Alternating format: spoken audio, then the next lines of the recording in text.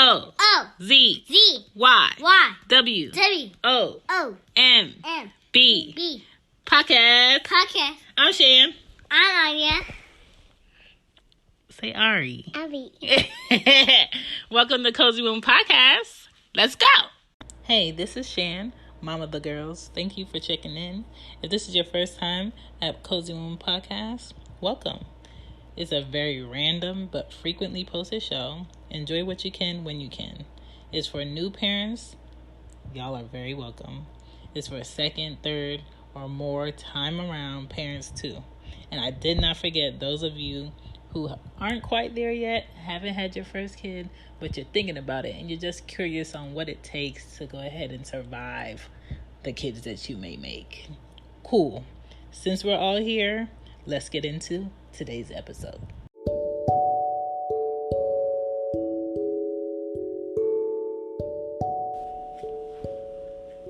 People being around your kids that you don't know can be the scariest thing ever. We as parents are supposed to protect and make sure our kids are around people that they're comfortable with, make sure we're comfortable with the people they're around, make sure any friends are comfortable with them, they're comfortable with friends, family, make sure they keep them safe, protect them, and do what we would if we were there. What happens when close acquaintances cannot be trusted? What happens when family cannot be trusted? What happens when friends you've known for years, friends that your family have known for years cannot be trusted? What happens when relatives don't act like family? How do you keep your children safe? That's what I wanted to talk about today. If you have kids around that you do not want to listen to today's episode, cool. This is the time when you put your headphones in, or you might listen to this later. Or maybe you drop them in them off. I'll wait. But that's what today's episode is.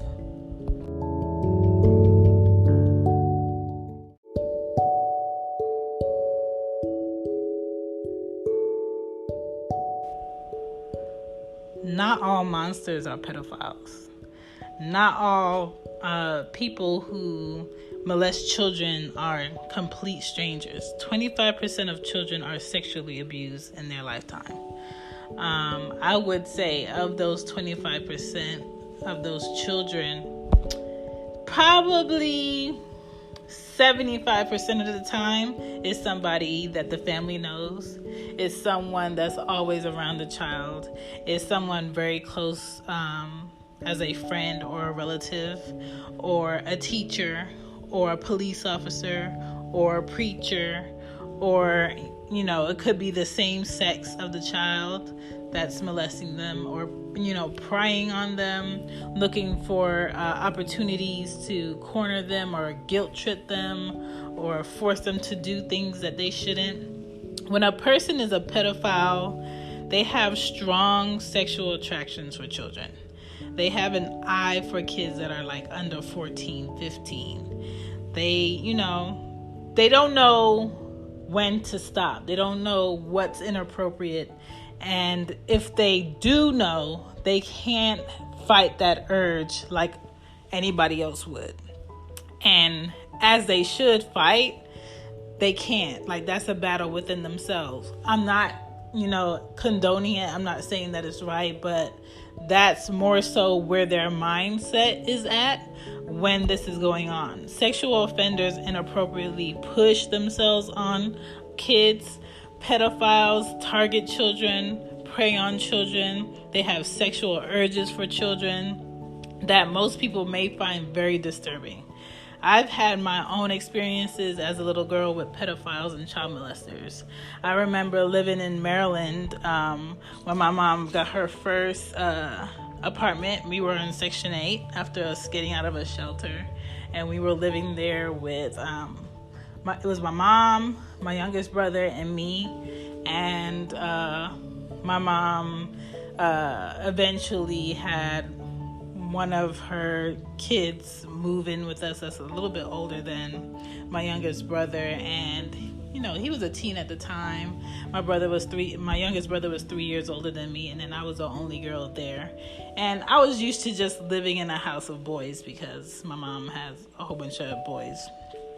that are older than me. So I just had to either play by myself. Sometimes I would go outside if my younger brother was going outside. And across the hall in our apartment building was this man that I never met, my mom never met. But every time I would go outside, I would either see him standing in his doorway or he'd be sitting on the steps that I had to go down to go out the door. Sometimes he would say hi. Sometimes he would pull on my pants. Sometimes he would offer me money for no reason for the ice cream truck. Sometimes he would offer to bring my bike in or help me bring my bike down when I really didn't need him to help. So always be mindful of people who purposely put themselves in the way of your kids in order for them to have an interaction with your child, that have never, introduced themselves to you, or they don't even have children. So why are you always in the way, or why are you just so happen to be out here when my kid is out here by yourself? The traits of pedophiles could be, they look for opportunities. And that's what he did. He looked for opportunities where my mom wasn't coming outside, where my brother wasn't coming outside with me, and there was nobody with me. And they, guilt children into acts where they victimize them, whether it be with money, candy, or blame. They are overly friendly for trust. And I never trusted him. I just find him super sketchy. You know what? I'm going to let you be cool as long as you don't push it. I'm going to just slip by you. I'm going to just pass by you. Excuse me. I know you purposely brushed against me or touched my pants when you really didn't have to, that type of stuff, because he really wasn't grabbing on me. And I remember wanting to say something to my mom, but because he didn't force himself on me or push me or hit me or make me feel like I couldn't scream, or make me feel like I couldn't run into my house or go outside, I was he's annoying. I don't like that. But my mom caught him. So I went outside, and I guess he would look at me through the peephole coming out the apartment.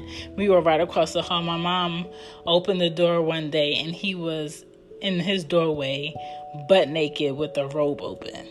And she called the police. And I remember for weeks not seeing his car in the parking lot. I would always look for his car in the parking lot to make sure it was okay for me to go downstairs. And I didn't see his car for weeks. So sometimes he would park to the side of the building where I couldn't see. Sometimes he would park behind the building where I couldn't see. So I'm just ugh. So I just had to gamble it every time I would open my door. And he had a green old Cadillac. I remember seeing it. And sometimes he would sit in his car and watch me play. Sometimes he would park somewhere and he would crack his window so I could see him. But he never came in close distance to me. He never, came around me after that. But I always was aware of where I was and where he was in the neighborhood. So I always, I was mindful. And my mom didn't come to me and ask me any straightforward questions. She just, seldomly said, this guy was across the hall and he was this, and I called the police. But he lived there, and there was a little girl that lived in the apartment. I don't know if it was his daughter or his girlfriend's daughter or his wife. I don't know, what the relation was, but there was a girl living there, but I don't know. But people are creepy. Another trait of pedophiles is, they see a body and not a child as a boundary to stop. They don't have any standards for family. They don't have any standards for friends. They don't value that. That's nothing. It's a body. And a pedophile could be a man or a woman. It doesn't specify, it can only be a man or it can only be a woman. It could be both. And they're usually in a position to dictate what a child can and can't do. They have high chances of repeating the act. as long as they have an opportunity and someone is not knowledgeable about it. So they might move frequently in order for them to get away with stuff, or they might maybe change jobs frequently, just to get away with it. And I hate when a lot of people try to keep things like this under the rug, because you want other parents to be aware. You want other people in jobs to be aware that, this person has this issue and they shouldn't be around kids. You don't want that to be a secret, because you're not helping anybody. And usually pedophiles are not comfortable with being intimate with other adults their age. So that's why they go after children.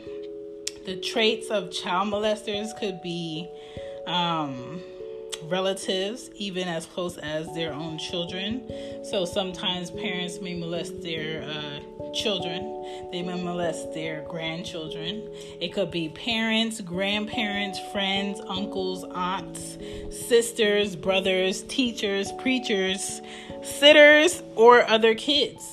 You just have to be able to talk to your kids and tell them, you should be okay with telling me this. And this is a part of your body that should not be touched. And never make anyone feel like you have to do something you don't want to do. And if someone makes you uncomfortable and makes you feel like this, you need to tell me. That needs to be said to your kids over and over and over and over and over again. Because kids out here right now, they're exposed to too much already. And then they could just log onto the internet and see something completely inappropriate. And now, I don't know when the last time you went on any type of porn site, but there's categories for every sick idea known to man that anyone can touch, pinch, put things in, anything. And there's a section. There's websites upon websites for child pornography, and even grown adults dressing up as children. And it's a sick way of thinking. It's a perverted mindset. You have shows that I get that they want to reenact, things that may happen or stories, but that puts things into people's heads. And I wish that people were more mindful of when and what time they air things. And I understand that, yes, you want to seldomly get the idea across, but kids are watching. And YouTube, I'm sorry, but there's no way for you to logically monitor YouTube in a way to match how fast people can upload videos. I've had my 5-year-old watch cartoon videos and have multiple grown adults talking over the cartoon or talking over the video game, cussing, stabbing other animations on the video, just all this inappropriate stuff. And you just have to be mindful of that stuff. Child molesters usually emotionally disrupt children's lives because they've been probably molested in the past, or they've been taught that that's something normal. And if you don't have that open discussion with your kids, and you have multiple kids in the household, you're doing every child a disservice. You're not helping any child in that house if you're not having that discussion. And if you know that there's a child in your house that's not getting the help that they need, if you see them doing anything inappropriate, then you're just as bad as that child as an adult. Once, child molesters are convicted, they rarely act on sexual inappropriate acts with children again, but they have to get to the point where they're convicted. They have to get to the point where things are brought to the forefront. And I don't think a lot of people bring that stuff to the forefront. A lot of people like to keep things like a family secret, or brush it under the rug, or don't bring it to light, or let's not talk about it. You're not helping anyone by not talking about it. If a person did something inappropriate in the past and they're getting the help that they need, or they got the help that they need, why isn't it something that's talked about to let somebody else know, hey, if you're feeling a certain way, or you're feeling like you have these sort of urges, this is the help you need. This is what I tried. This is how it worked. Stop brushing things under the rug that can change people's lives forever. Me being molested and abused as a child has changed my life entirely, especially the fact that I have 2 girls. I don't let them sleep over people's houses unless I'm really, really close to the fact where probably they don't even have kids, or I trust them with my life. Or I know for a fact I've been at that house. I know that they don't have people coming over, though they have other kids, and I've trained my kids to tell me everything and anything. I don't have a lot of people I don't know around my kids. I don't have a lot of my relatives that I don't like around my kids. I'm just very particular. Like, even now, yes, I have family in Georgia, but I seldomly ever go to parties, or everybody's coming over to the house on a Sunday. You should come and bring the girls. I don't do that. I'm a homebody because of how I grew up. If I'm home and my girls are here and I can see them and I know who's in my house, I know that they're safe. I can go check on them in the other room. I don't have to think about if somebody is somewhere trying to look for an opportunity to touch on my child. That's my mindset now. I don't trust men I don't know. I don't trust relatives, even if I'm related to them. I don't take relatives as being family. I look at them through their actions first. And then if over time they display family characteristics to me, then that's when I'll claim them as family. That's how I've been. That's how I'll always be. And maybe that's a good thing that I'm like that now. Maybe that's something I had to go through, but I wish I didn't have to go through that, because I'm very skeptical of people, and maybe having judgment is a great thing to have, but maybe I think the bad before I think the good.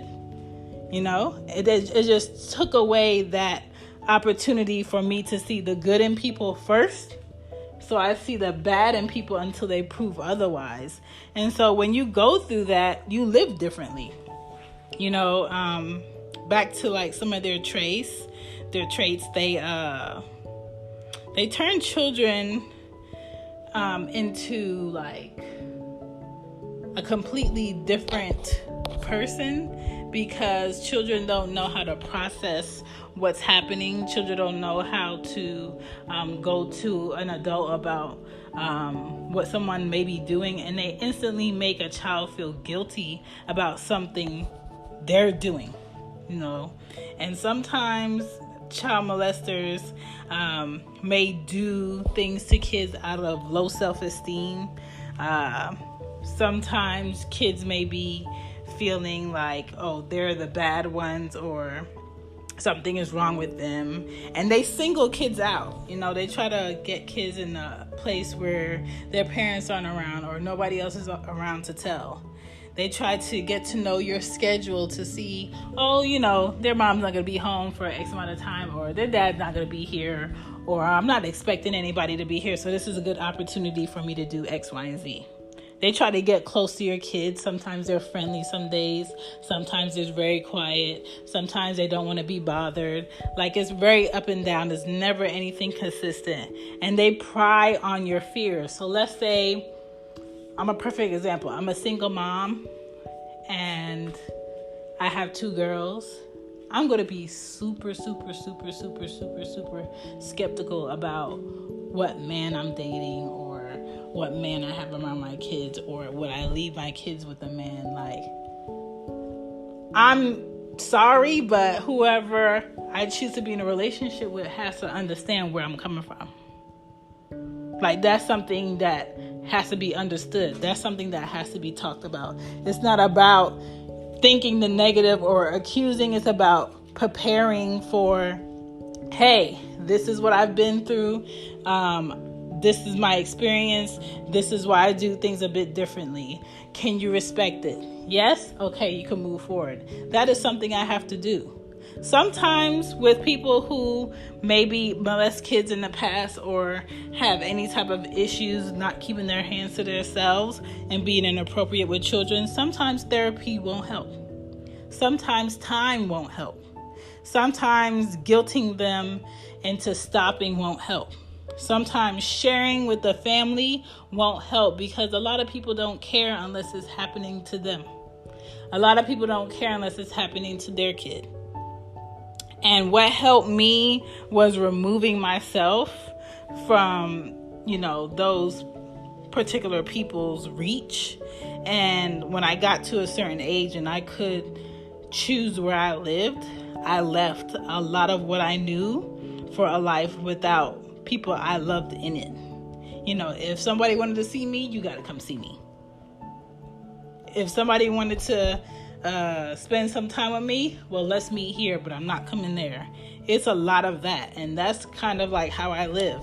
It's certain people now that my children are 5 and 2, have never met my kids, and I don't care if they haven't met them. Because I live differently because of what has been done to me personally. Living around someone who's constantly preying on you for an opportunity to sexually abuse you is not the healthiest way to live. And I had to get my way out of it. Sometimes they are social. Sometimes they are antisocial.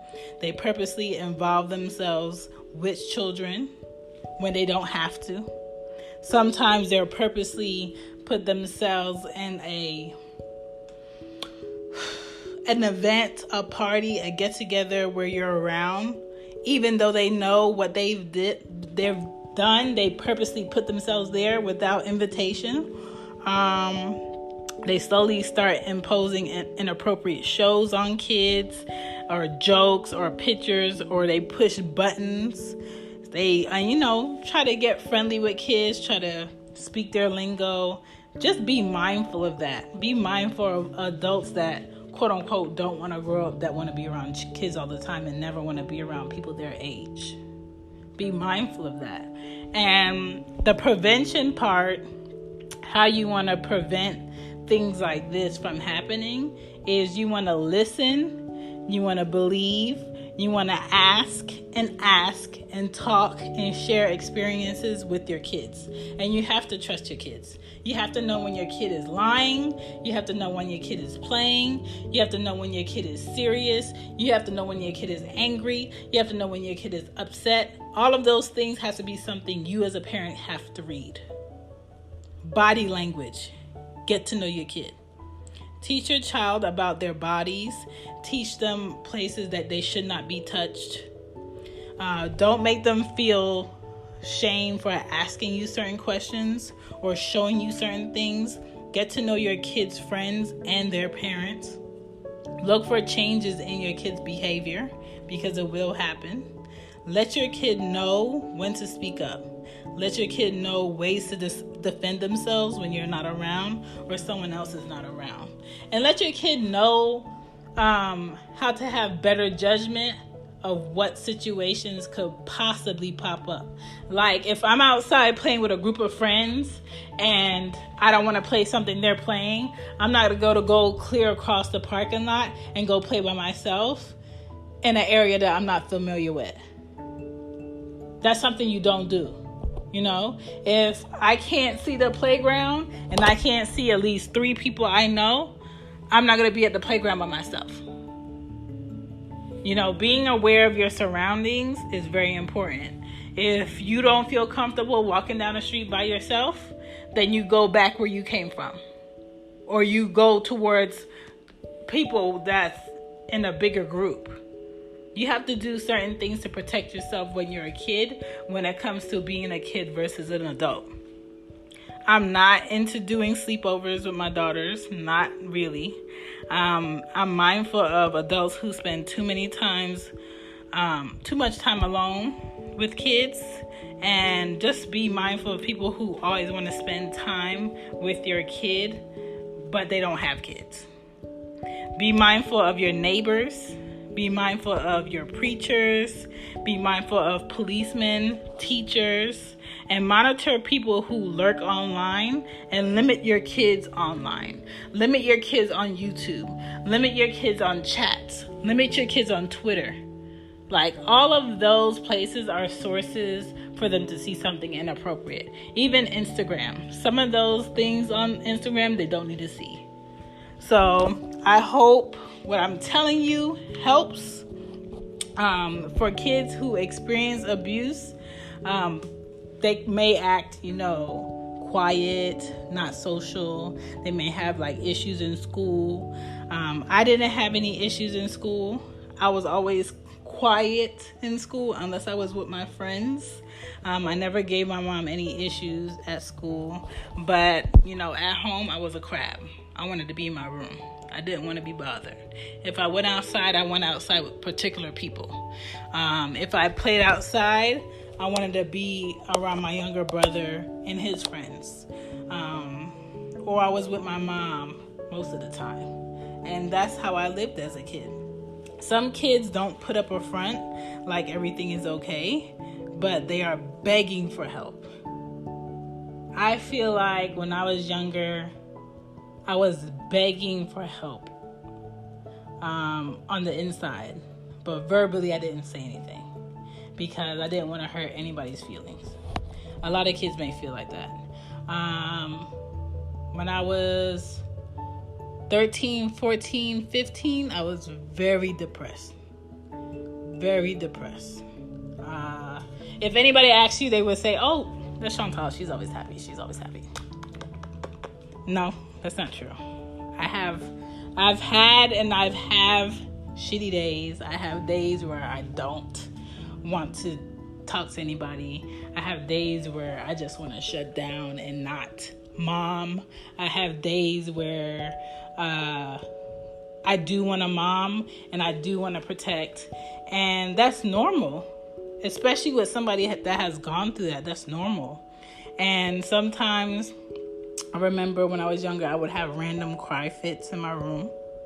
I would get randomly angry because I felt like there was nobody there that could protect me, because living with my mom, I never felt protected. I felt like my mom was around, but whenever anything bad came up, she's not somebody that's going to stand up and shield me from it, because she's going to shut down. Like, my mom mentally and physically shuts down when confrontation comes up. And you want to make sure your kid always reports when anything may happen. Make sure you report when something may happen. Always address the BS head on. And don't think that you can fix people. And don't think that over time people are going to change. People don't change. Let me tell you this. People don't change. They mask who they are for certain people, and they deny, and they look for an opportunity, and they will repeat themselves. Okay? So save your time. Don't say by chance. Don't count on luck. Some people will never change, and some people are not fixable. So I hope that this episode finds a lot of parents more on alert, more aware, and ready to prevent a lot of these things from happening to your kids. Because I don't ever want my kids to grow up as fast as I had to, because I was faced with a lot of adult stuff when I wanted to be a kid. So now I have to deal with a lot of trust issues. Now I have to deal with not really understanding quote unquote family, because I was never shown how quote unquote family was supposed to act in a proper way. So I'm creating my own family from scratch. I'm creating my own standards on how I want to live and what's comfortable for me and my children. So figure it out. Do the best you can. And be honest and open. That is my advice. Thank you for listening to Cozy Womb.